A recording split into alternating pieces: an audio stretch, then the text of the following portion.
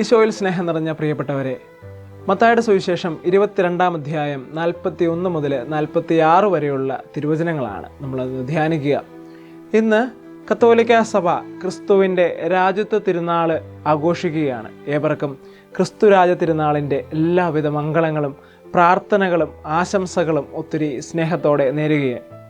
1925 11-ാമൻ Pius മാർപ്പാപ്പയാണ് സഭയിൽ ഔദ്യോഗികമായി ക്രിസ്തുവിൻ്റെ രാജ്യത്വ തിരുനാൾ ആഘോഷിക്കുന്നത്.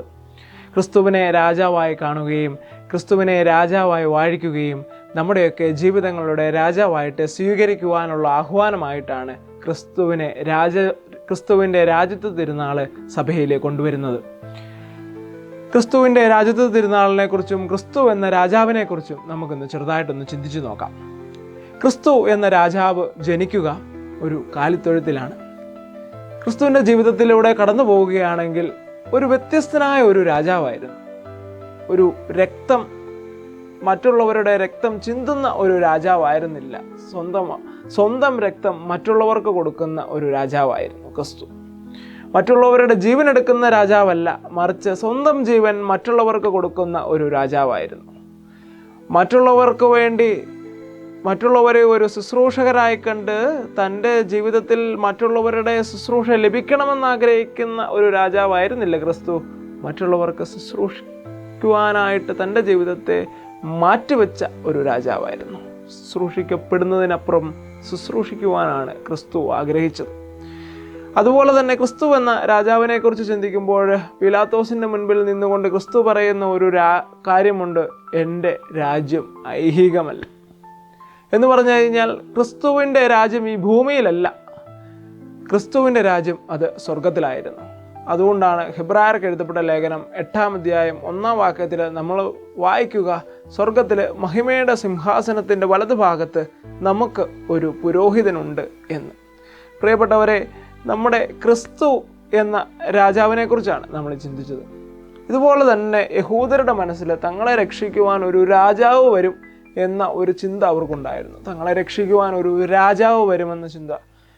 പക്ഷേ അവർ ചിന്തിച്ചിരുന്ന രാജാവ് ഈ ഭൂമിയുടെ രാജാവായിരുന്നു. മാനുഷികമായ ചിന്തകളോടുകൂടി ജീവിച്ചിരുന്ന ഒരു യഹൂദരെയാണ് നമ്മൾ കണ്ടെത്തുക. അവർ വിചാരിച്ചിരുന്നത് അവരെ രക്ഷിക്കുവാനായിട്ട് മഹിമയുടെ സിംഹാസനത്തിൽ അവൻ വരികയും അവൻ ബാക്കിയുള്ള ഭൗമികമായിട്ടുള്ള എല്ലാ രാജ്യത്വവും തകർക്കുകയും ഇവൻ രാജാവാകുകയും അങ്ങനെ ഇവരെ രക്ഷിക്കുകയും ചെയ്യുമെന്നാണ് അവർ വിശ്വസിച്ചിരുന്നത്. പക്ഷേ വന്ന രാജാവ് ഇച്ചിരി മാറിപ്പോയി. വന്ന രാജാവ് സ്നേഹിക്കുവാനും മറ്റുള്ളവരെ ചേർത്ത് പിടിക്കുവാനും മറ്റുള്ളവർക്ക് ഒരു ദാസനെ പോലെ വേല ചെയ്യുവാനുമാണ് ആഗ്രഹിച്ചത്. മറ്റുള്ളവൻ്റെ വേദനകളിലേക്ക് ഇടപെടുന്ന ഒരു രാജാവായിരുന്നു ക്രിസ്തു. അവനെ മനസ്സിലാക്കുവാൻ ഇവർ മറന്നുപോയി എന്നുള്ളതാണ് സത്യം. അവനെ മനസ്സിലാക്കുവാൻ ഇവർ മറന്നുപോയി.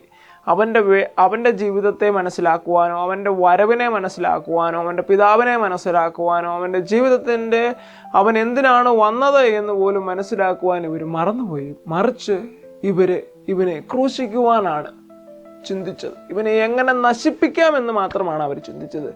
രാജാവിനെ മറന്നുപോയ ഒരു ജനം, രാജാവിൻ്റെ സ്നേഹം തിരിച്ചറിയാതെ പോയ ഒരു ജനം, രാജാവിൻ്റെ വഴിവീതികളെ പോലും നോക്കുവാനൊട്ടും സമയം കണ്ടെത്താത്ത ഒരു ജനം, അതായിപ്പോയി യഹൂദർ. പ്രിയപ്പെട്ടവരെ, പലപ്പോഴും നമ്മളും ഇങ്ങനെയൊക്കെയാണ്. നമ്മളും പലപ്പോഴും ക്രിസ്തുവിനെ എൻ്റെ ജീവിതത്തിൻ്റെ രാജാവായിട്ടൊന്നും കണ്ടും പലപ്പോഴും നമ്മളൊന്നും സ്നേഹിക്കാറില്ല.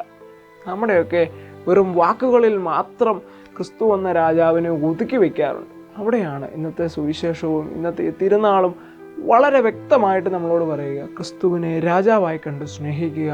നമ്മുടെയൊക്കെ ജീവിതങ്ങളുടെ രാജാവായിട്ട് ക്രിസ്തുവിനെ ചേർത്ത് വയ്ക്കുക. അവൻ നമ്മളുടെ ജീവിതത്തെ വളരെ ഭംഗിയായിട്ട് നയിച്ചോളും. ഒറ്റ കാര്യം മാത്രം ചെയ്യുക: വിട്ടുകൊടുക്കുക അവന് വേണ്ടി. നമ്മുടെ ജീവിതങ്ങളെ അങ്ങ് വിട്ടുകൊടുക്കുക അവന് വേണ്ടി. അവൻ വളർത്തിക്കോളും. എൻ്റെ പ്രിയപ്പെട്ടവരെ, ക്രിസ്തുവിൻ്റെ ഈ രാജ്യത്വ തിരുനാളൊക്കെ ആഘോഷിക്കുമ്പോൾ ക്രിസ്തുവിനെ നമ്മുടെ ജീവിതത്തിലൊക്കെ രാജാവായി സ്വീകരിക്കുവാനും അതുപോലെ തന്നെ നമ്മുടെയൊക്കെ ചുറ്റുപറ്റങ്ങളിലും നമ്മുടെയൊക്കെ ഇടങ്ങളിലുമൊക്കെ ക്രിസ്തുവിനെ രാജാവായിട്ട് സ്വീകരിക്കപ്പെടുവാനായിട്ടും നമ്മളും ഒരു മാർഗമാവണം.